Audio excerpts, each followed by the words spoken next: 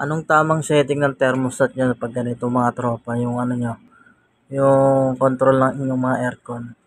So, yung pinakatamang thermostat nito, yan, sa pagitan lang siya ng 6 to 7. Kasi pag inano niyo 'to, lalo yung mga non-inverter na, mga ganitong non-inverter, kahit ano kasing setting mo diyan, iisa lang yung pinaka-running na compressor niyan. So, dito kayo magbabase dito. Itong number na yan, yan yung magti-trigger ng lamig ng room nyo. So, pag na-reach nyo yung lamig, magka-cut off siya, makapagpahinga yung compressor. Pero pag masyado yung sinagad dito sa number 10, mahirapan kasi habulin niya masyado yung lamig na to eh. So, ito yung pinaka-normal niyan. 6, 7. Yung pinakamagandang setting niyan, yung maganda nga 5 eh, para napagpahinga yung compressor. Para mag-cut off ng maganda-ganda rin. Kasi pag nakasagad nyo sa 10, mahirapan na siya masyado. Yan. Ito naman sa speed, yan. Kahit anong speed nyo dyan, okay lang naman. Itong thermostat lang yung importante dyan.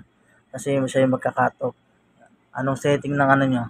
Anong setting ng ganito yung analog type na inverter na ano? Window type. Yan o. So ito lang, 6 to 7 or 5. Okay yan.